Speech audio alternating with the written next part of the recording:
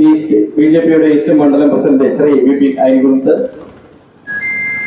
ഈ നിരാഹാര സമരം ഉദ്ഘാടനം ചെയ്ത ഏറെ പ്രിയപ്പെട്ട ബിജെപിയുടെ അധ്യക്ഷൻ ശ്രീ അനീഷ് കുമാർ അവർ, ബിജെപിയുടെ മധ്യമേഖലാ പ്രസിഡന്റ് ശ്രീ വിജയ് തോമസ്, കൗൺസിലർമാരായ അതിരേറ്റി വിജയൻ തുടങ്ങി ബിജെപിയുടെ മണ്ഡലം ഭാരവാഹികൾ, ഏരിയ ഭാരവാഹികൾ, മോർച്ചയുടെ ഭാരവാഹികൾ, പ്രിയപ്പെട്ട സഹപ്രവർത്തകരെ, എന്റെ പ്രിയമുള്ള നാട്ടുകാരെ, ഇങ്ങനെയൊരു ധാർമ്മിക സമരം ഇവിടെ എന്തിനാണ് എന്നുള്ളതിന്റെ ഒരു വിവരണം ഇന്ന് രാവിലെ മുതൽ നമ്മളെല്ലാവരും ശ്രമിക്കുന്നതാണ്. ഇത് കുട്ടനെല്ലൂർ സർവീസ് സഹകരണ ബാങ്ക് മാത്രം സംഭവിക്കുന്ന ഒന്നല്ല. കേരളത്തിലുടനീളം ഉള്ള സർവീസ് സഹകരണ സംഘങ്ങളിൽ ഒരു 90% സർവീസ് സഹകരണ സംഘങ്ങളിലും ഇതുപോലെയുള്ള തട്ടിപ്പ്.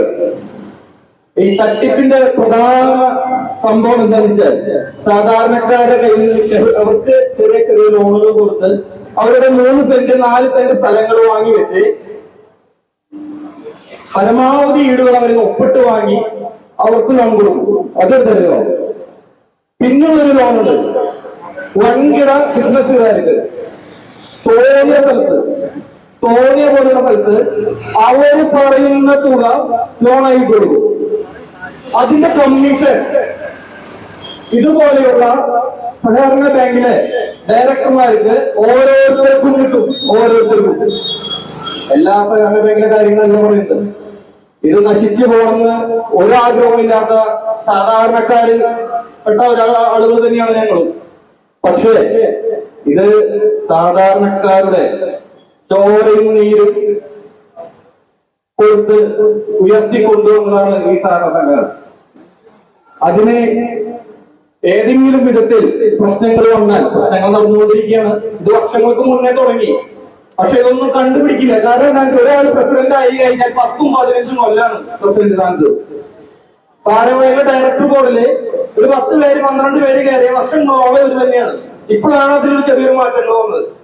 കാരണം 3 തവണ 2 വട്ടം മത്സരിച്ചാൽ പിന്നീട് മത്സരിക്കാൻ പറ്റില്ല എന്നുള്ളൊരു തീരുമാനം ഇപ്പോഴാണ് വന്നത്. അതുവരെ 25 കൊല്ലം 30 കൊല്ലം 40 കൊല്ലവും പ്രസിഡന്റുമാരായിട്ടും ഭാരവാഹികളായിട്ട് ഇരിക്കുന്ന ആളുകളാണ് നമ്മുടെ കോൺഗ്രസിലെ പ്രിയപ്പെട്ട സഹോദരങ്ങളും അതുപോലെ തന്നെ CPM-ലെ എന്റെ സഹപ്രപ്പെട്ട സഹോദരങ്ങളും.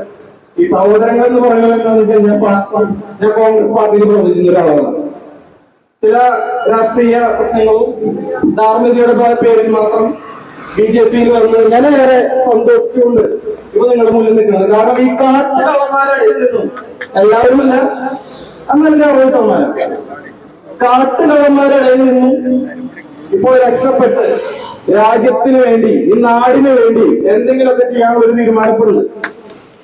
അപ്പൊ ഞാൻ പറഞ്ഞു വന്നത് ഈ സഹകരണ സംഘത്തിലെ ലോണുകളുടെ കാര്യമാണ് ഞാൻ പറഞ്ഞത്. അപ്പൊ തോന്നിയ സ്ഥലത്ത് 1 ലക്ഷം രൂപയ്ക്ക് ലോൺ കൊടുക്കും. അത് തിരിച്ചടയ്ക്കാൻ പറഞ്ഞു കഴിഞ്ഞാൽ മുതലാളിമാര് നടക്കും. വേണമെങ്കിൽ തല ചെത്തിയോടുള്ളതെന്ന് പറയും. അപ്പൊ പിന്നെ ഈ പാവപ്പെട്ടവരെ നെഞ്ചെത്താ രാവിലെ 9 മണിയായാൽ ഇവര് 3-4 പേരും കൂടി ചെന്ന് ബാങ്കിൽ ചെന്ന് ഇവരവിടെ നോക്കി കേട്ടുമ്പോൾ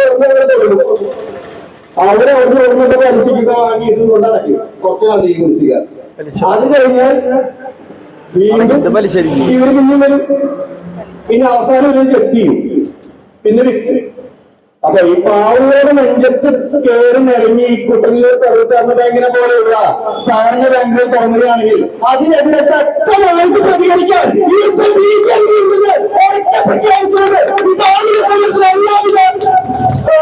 അഭിനന്ദനങ്ങളും അർപ്പിച്ചുകൊണ്ട് നിർത്തുന്നു. നന്ദി.